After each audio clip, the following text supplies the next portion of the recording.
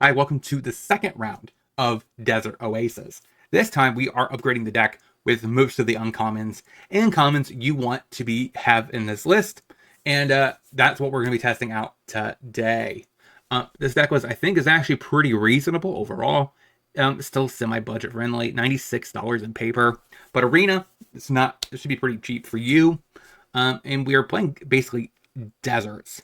Simic Deserts is what we're going to keep with. And next week, we will be featuring the deck with full rares and etc. So stay tuned, subscribe, hit that notification square for future videos. We're on our way to 1,000 subs. Let's get there together. And if you want more sweet budget guides, as well as like these, or also when I feature every Thursday now, for the most part, I will be doing 3 deck lists that I think are actually pretty reasonable on a budget. Either they're meta, or in future videos, it probably is going to be just a sweet deck that I built that only has 8 rares on Arena.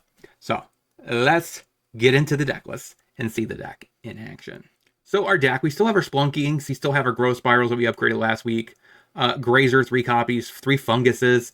We have added 4 Lookouts to help fuel and ramp our deck a little bit more, to get our Green Blade bigger. For other than that, our rares on the top end didn't really change.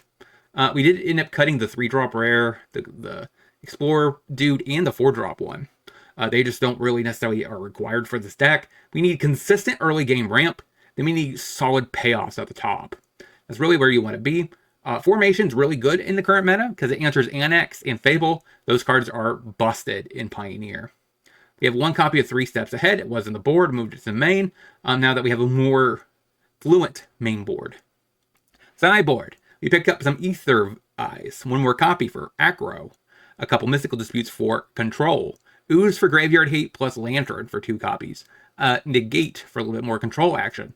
Overlords are probably in the upper tiers, so you kind of need to answer them, so being able to destroy all the Overlords, pretty good. Ether Gust for Rakdos Prowess, and Pick Your Poison, just a solid 1-drop artifact and enchantment removal spell, and can even get into Troxa. So that is what we're trying out today. If you like this series, make sure you smash that like button, subscribe, and let's get into the actual footage. Eclipse for the opponent. So we Grazer, Maze, Hallelujah, Baylofts. So we got to pay off a Goo. So this is Mardu Greasefang that we're facing.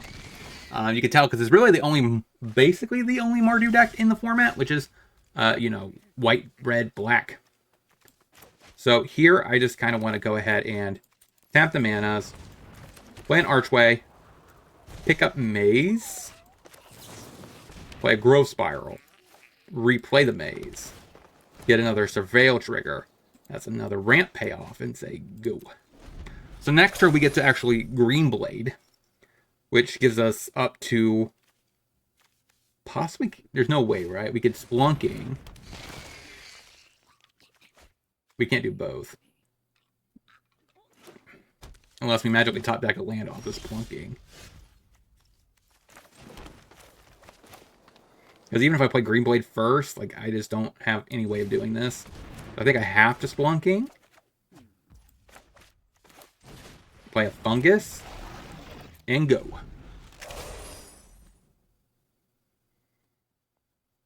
So now we get to Green Blade, I think. And get a Desert, probably. A Harvester. So, unless he sets up some sort of, I guess he does have double part healing in the yard. So we block, take 2. And another Harvester.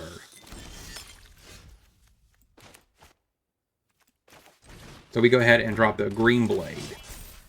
Grab Conduit. Play it. I don't think I want an island off of this Lookout. Let's get a different land. There we go. I was hoping for a Desert. So now our guy's a 4/5. There you go. So now we get to actually start vomiting our stuff. We do want to prioritize triplets unless we somehow find a land, right?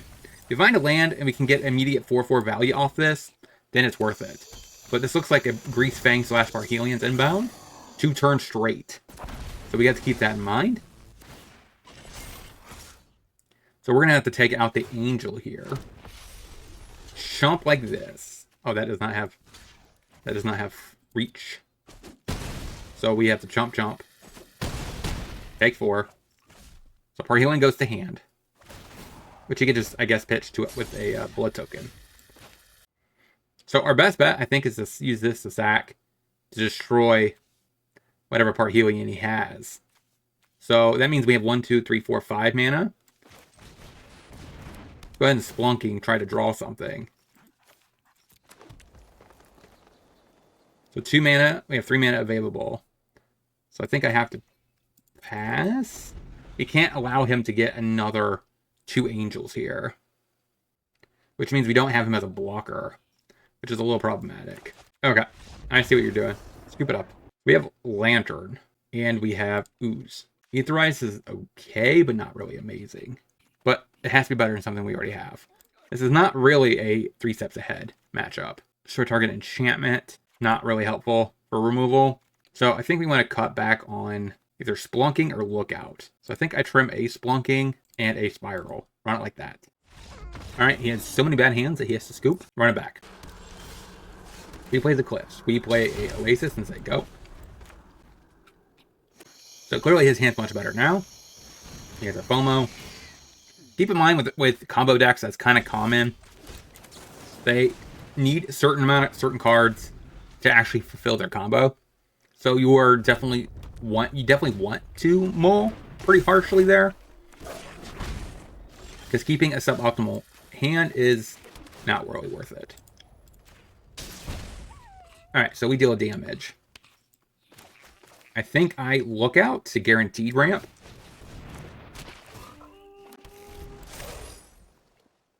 Next turn I can Green Blade to get another, I guess, another Oasis, maybe? A Thoughtseize. I really don't know what you take here.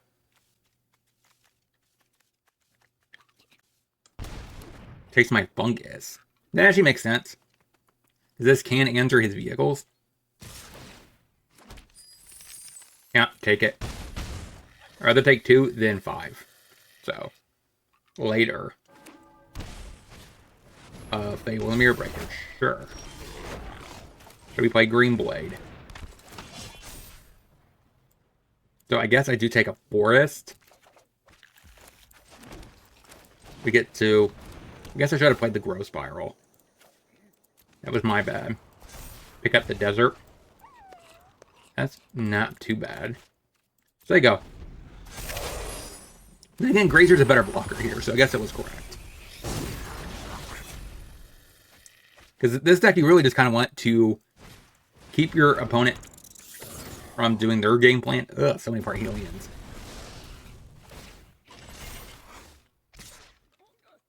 Attacks.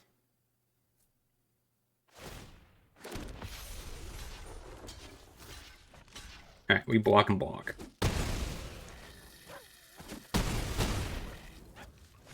Question is, can we get rid of these Angels? So we go ahead and deal damage. Yeah. I actually put the wrong Lantern in here, so I'll fix that for match 2. Because, like, the other one, we could do draw a card and exile. So, now we're stuck here. Let's draw a card first. Sure. Play a Pylons? Get a Pylons? I have to crack. Yeah, I just can't do nothing. Scoop it up. 0-1. Let's get into the next. After adjustments. Darkslick Shores and a Thoughtseize. Probably take Splunking. If I had to guess, yeah. Play the Maze. Loot is kind of interesting. Go. So Demir tells me, oh, Sultai. Different. Play a Forest. Go. I was not expecting Oh. This is Soul Flare. Okay. There's the troll. Alright, draw a card. Make a food.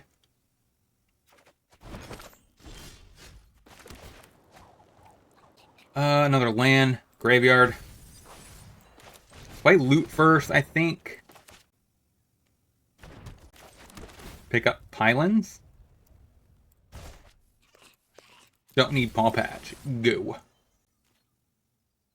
Yeah, so he goes ahead and pitches whatever card he wants here. So maybe there was an argument on my other channel. They're going to be featuring Neo Flare. Maybe I should have considered Locklith Troll. It's not a bad card. There's a Soul Flare. And it has Hexproof and Haste. Or Double Strike. Yeah, can't beat it. Oh, he attacked a troll too? Did not know that. News to me. So we play Green Blade.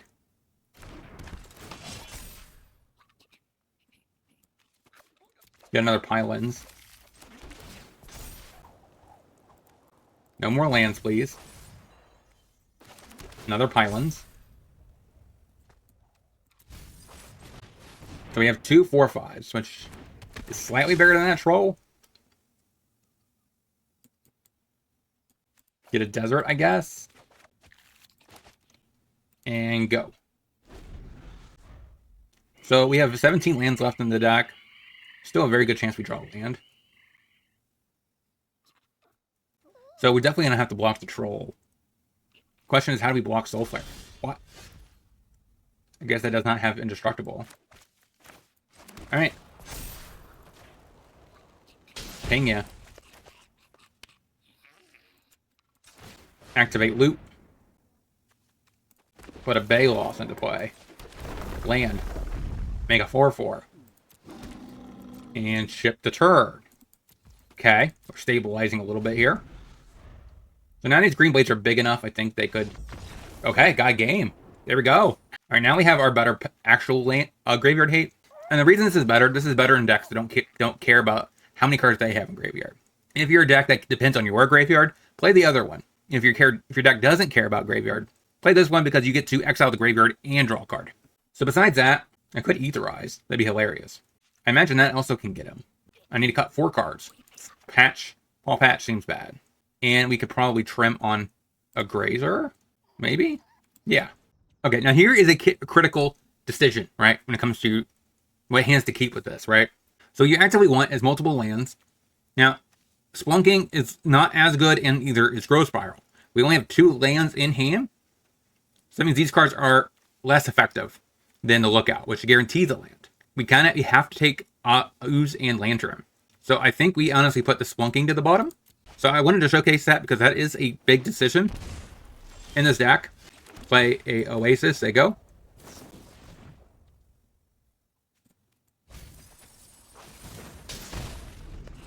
Why that's important is because when you have too many cards that take the same resource, which is lands in hand, you have to be able to prioritize them correctly. And I want to make sure I showcase and tell you at least how to count for that and everything else. When you pick up this deck, you're going to have to definitely experience that. So he gazes, sure. So we're going to go ahead and spiral this turn.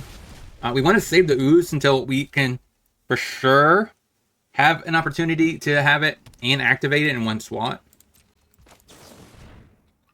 And he's not very likely he's going to counter this Growth Spiral.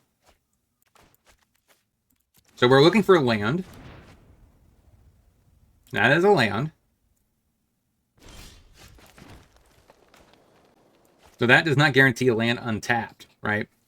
And he does have a Chromatic Core, which means he does have a reasonable bodied Soul Flare in the potential in this here. We do have the ability to play this at instant speed, but we don't really have anything else. So I think we're going to go ahead and drop down the Lantern and play a Growth Spiral on his turn.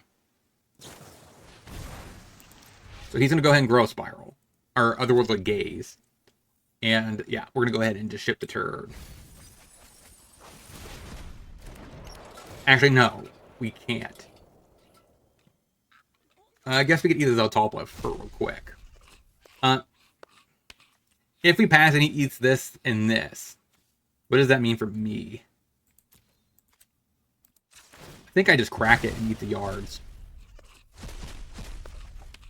Just to make sure he does not have anything going on. We have a ooze next turn, so I think we are comfortable in this position. He shocks himself, another gaze. So I think we should be able to be fine here. Okay, he does put a Samut into the yard. And there is the Scavengers. So that means this Scavengers is coming down eating the Samut, which means he has haste. Which means he gets to eat another card. So Vigilance, Double Strike, and Haste. So he might be eating a card out of our yard. I guess it doesn't really matter. So we take some beating. Now, what's most important here is Rattleworm. So he is going to get to be a 5/5. So that means that is big enough to kill this in one swat. So I think my turn is going to look like a Green Blade, which is a reasonable sized body next turn.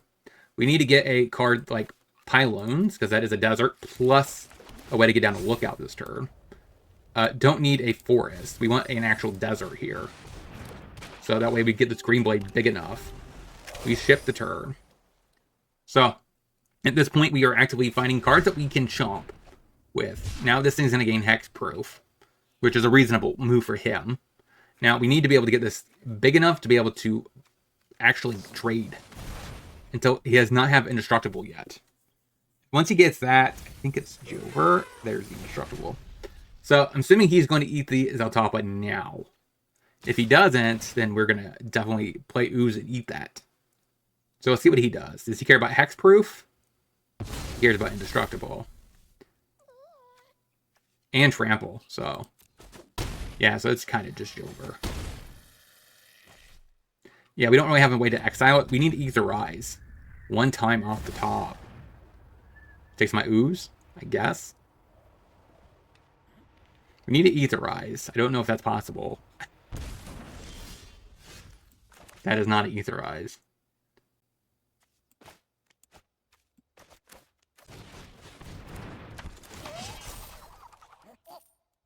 I guess we take this. Come on, I need something. I don't think I'm going to be able to survive, though. Scoop it up. Oh, I don't even have Aetherize in my actual deck. Hindsight, that is not correct. Probably don't need 3 steps ahead, honestly. Loot probably doesn't feel very reasonable. Rattleworm. I don't like that. Oasis? Go. Do you have a Thoughtseize? No. So it doesn't really matter which land we play here. We're just going to get this Growth Spiral going. We just pass. Probably a Gaze here. Sure. So our goal, we actually have a payoff. So we're going to try to ramp to it. We need to prioritize green sources. So we're going to go ahead and play the Growth Spiral. Put a Archway into play. And pick up Oasis. Yes, because we don't need it next turn. Do not need an Archway.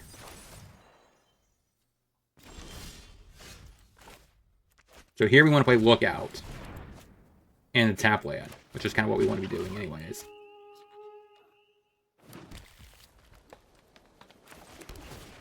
And say go. So next turn we can play a Gruff Triplets. Now, if he somehow gets a decent graveyard filled, we probably need to leave up Aetherize. But I'm not necessarily worried about that.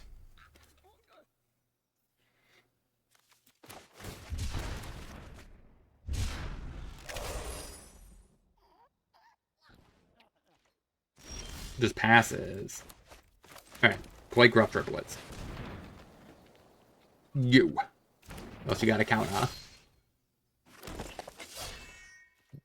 Yo.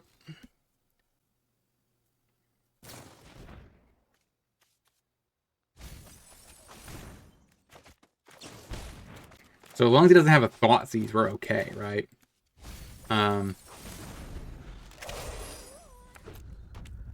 But I assume he's going to get to the point where he's just going to cast a Scavenger or Soul Flare. Probably going to eat the Hexproof. Because he has double of those, which makes more sense. Right? Nope, he goes for the one-of. And that's okay. So we go ahead and play that. Lantern, it's fine. Say go.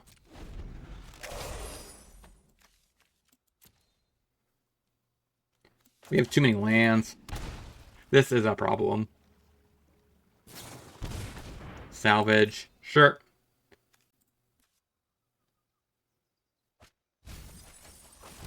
Does not take a Scavengers. Interesting.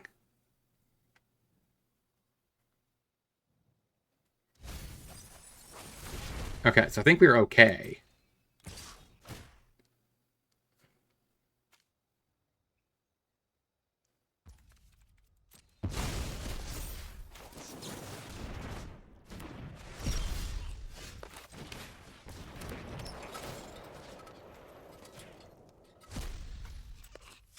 Play the Lantern, crack the Lantern.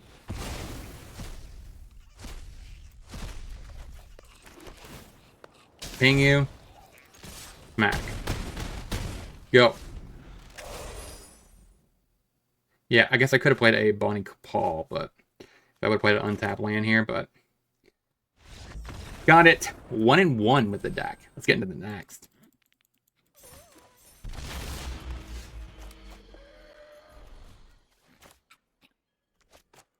Play Pylons. Go. Forest up the Beanstalk. Pop that. For sure. Next turn we get to Splunking. Which isn't a bad turn. Grazer's like the worst top deck. No joke. Because we're already past the point where we had enough lands to actually do that. Don't need another Archway. We need more blue mana. Go.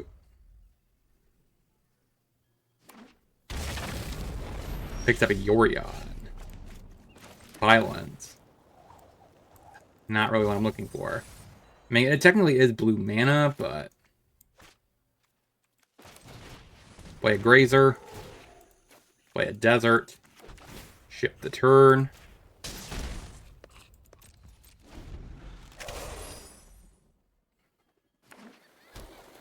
Plays a Beach. Bring to Light. I can't really counter that.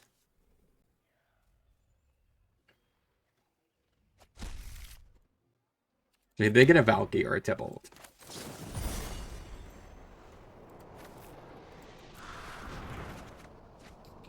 Yeah, pitch a Forest.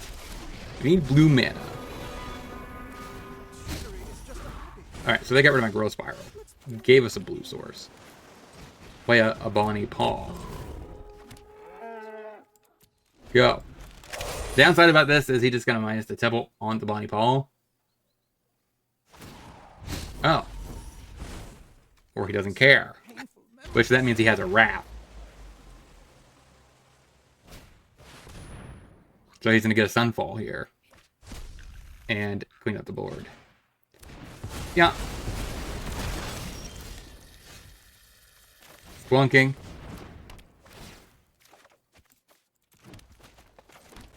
Playing a Great Worm. Go. Now he's gonna minus on that. And that means we lose, I think. Because we only have a Rampaging Bay loss and a Triples left over. So, yeah. No more payoffs. Not really. So against Nib Mizzet, I guess we dispute, negate. I don't really want to gust here. Now, we didn't actually see the Nib, but Pick Your Poison could also be worth it. Cut a Grazer, cut a Patch, Paw Patch, and we go ahead and, I think, trim on a Loot. I don't like that. All right, so we start off with a Grazer. Play Oasis, say go. So this Lookout is next turn, which is kind of nice. And then we just try to go for a Spiral and something else next turn. Double Spiral, is that a possibility? No. So bend that. There you go. Because I don't... Oh, I guess I would have had it. Nope. Yeah, I would have had it. Alright, let's lead off with a Growth Spire. Let's see what we draw. Play a tap land. Play a Pylons.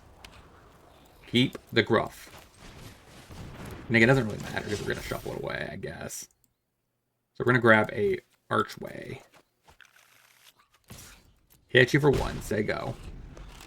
So we are really ramping fast. I think this is turn 3. Maybe I'm wrong. Opponent might just be stuck on lands. Go. Maybe there's an argument there to play the Archway. Carry at it. We go ahead and flash in a 6/5. Play the Archway. Pick up the Pylons. Keep that. You have 6 mana, so we can't really do much. Shove in there for 6. Like, we could draw a card, but to draw a card, we wouldn't have the mana after to get the Gruff triplets down. And we kind of don't want to. Kind of want to keep that in hand until he can answer the Colossal Rattleworm. That's a fine card to have access to. So we're going to go ahead and shove in there for 6. Alright, so now we get to draw a card and counter it. Take it down to 4. Say go. Now we have a Gruff triplets in case he answers the rattles. Bring the Light. For a, I guess, if he Sunfalls, then he just kind of, he has to Tibble, right? That makes the most logical sense here. So he could Tibble minus get rid of the Rattleworm while still keeping his actual pseudo lands. Because if he Sunfalls here, then he loses 2 pseudo lands and he's kind of stuck again on mana. So I don't think he can do that.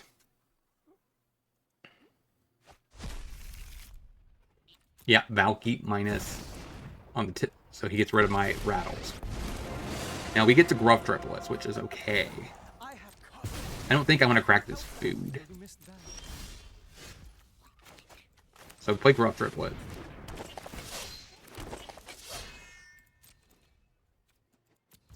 Say go. So now we get to just chill for a second.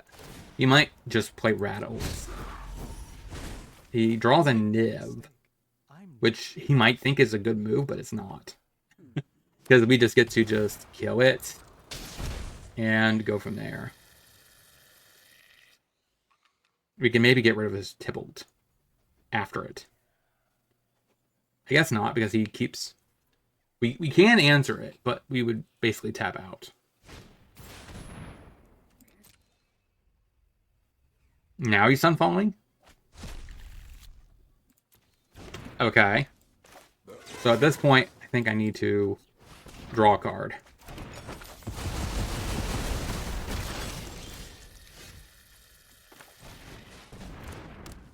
So he's Splunking. Bonnie Paw. Yep. So now he's going to minus the Tibalt to get rid of the Bonnie Paw. Seems like the best move. And then he makes his own Bonnie Paw, which is just kind of crazy, but I rather... This Great Worm gives me least amount of chances to actually get rid of this Tibalt. Oh. He does what's best for me.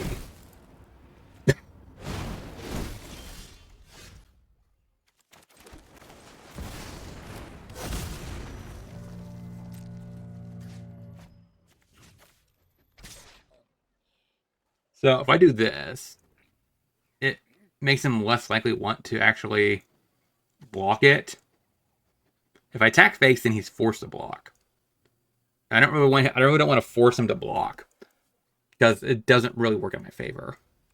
So I'd rather get rid of the Tibalt. Possibly. He might just let it go. Never mind. Go. Dang, I was hoping he would let it go. I mean, because Tibalt, I mean, you could argue it's not that essential. But I knew he was not going to let me hit his face, of course. So I was hoping that he would actually just let me hit the Tibble, which gets counters on this. So that way the Great Worm puts me in a better position. But now we're in this weird predicament where he can, I think, he already upticked the Tibble, I think. So the question here is, I have 1 Rampaging Bagaloth and 3 Green Blades left over as my potential outs for winning this game. When he's at 4, we have 1, 2, 3, 4, 5. 5 deserts. Okay, so fungus still does help.